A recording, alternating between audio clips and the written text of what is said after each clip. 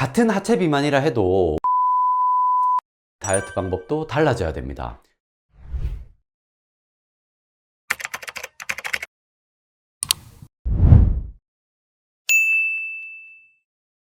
안녕하십니까, 플래닛의원 이임규 원장입니다. 아무리 다이어트를 해도 허벅지, 엉덩이, 종아리 살이 도무지 안 빠지시는 분들 굉장히 많으셨죠. 오늘은 특히 하체 비만이 고민이신 분들을 위해 그동안의 다이어트 방법이 무엇이 문제였는지, 어떤 다이어트 방법을 선택해야 될지에 대해 자세히 한번 알아보겠습니다.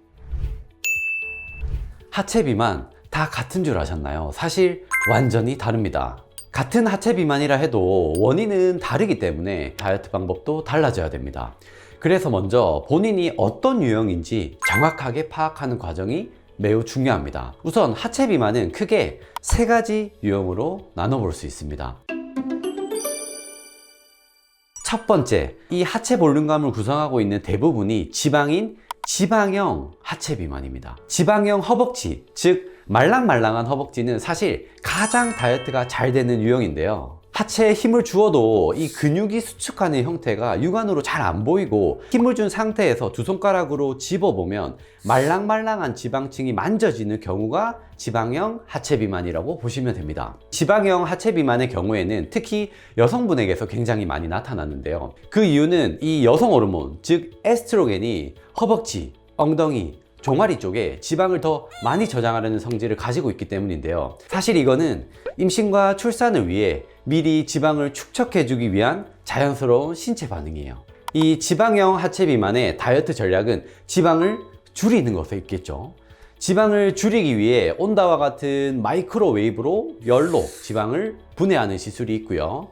오래 쌓여있는 지방일수록 사실 단일 시술만으로 반응이 떨어지기 때문에 해당 부위에 직접 지방 분해를 돕는 지방 분해 주사를 병행하는 것이 아주 효과적입니다. 지방형 하체 비만의 경우에는 여러 유형 중에 시술 반응이 가장 좋기 때문에 제가 적극적으로 다이어트 시술을 권장드리고 있습니다.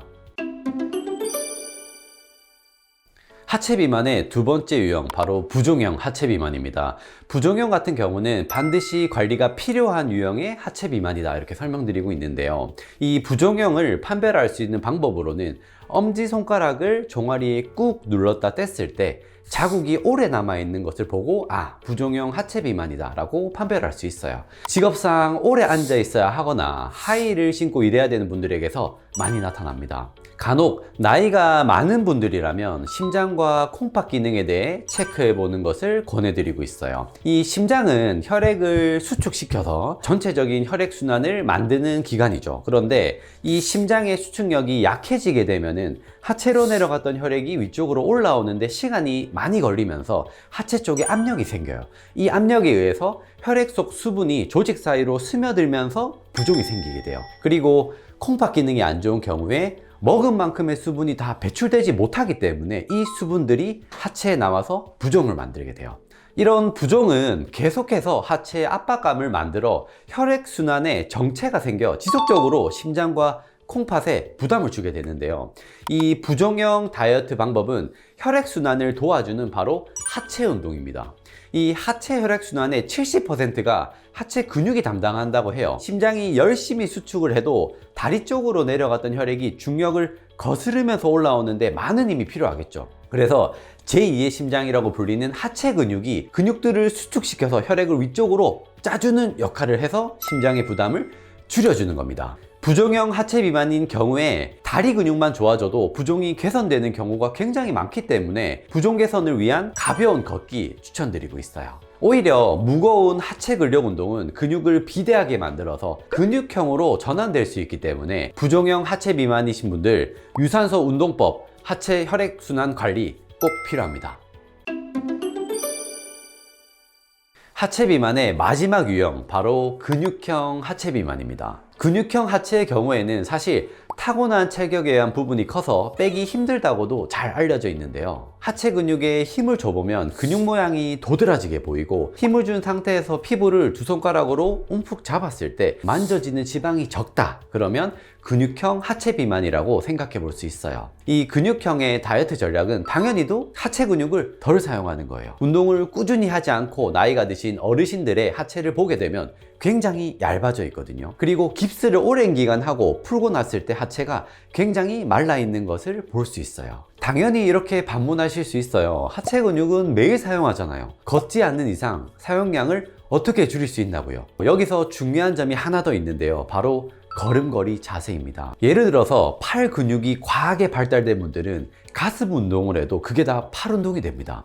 본능적으로 강한 근육을 쓰는 거죠. 하체 근육이 좋으신 분들은 걷거나 서 있기만 해도 남들보다 하체 근육을 더 많이 사용하게 되기 때문에 이 유형이 가장 해결하기 힘든 겁니다. 계속 좋은 하체를 더 많이 사용하고 있는 거죠. 하지만 해결 방법은 있습니다.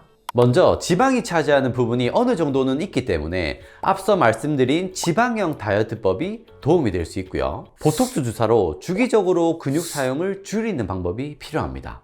사실 더 중요한 것은 걸음걸이 자세 교정이에요. 엉덩이 주도 걷기, 엉덩이로 걷기 등으로 유튜브 검색을 하시면 많이 나옵니다. 여기에 코어 근육을 같이 해서 걸을 때 하체보다 코어 쪽의 근육을 사용해서 걷는 방식으로 의도적으로라도 바꾸셔야 돼요. 주기적인 보톡스 주사와 걸음걸이 교정을 같이 한다면 점점 하체 볼륨감이 줄어드시는 경험을 하실 수 있을 거예요. 앞에서 설명드렸다시피 하체 비만은 그 유형에 따라 근육을 오히려 키우기도 하고 줄이기도 하며 빼기 쉬운 유형도 있고 어려운 유형도 있기 때문에 각자의 유형을 파악하는 게 가장 중요합니다. 그 후에 그 유형에 맞는 다이어트 방향을 올바르게 선택하기 위해서는 더욱이 다이어트 전문가의 동행이 꼭 필요합니다. 오늘의 영상이 좋으셨다면 구독, 좋아요, 알림 설정 부탁드립니다. 다음에도 좋은 영상으로 찾아뵙겠습니다. 감사합니다.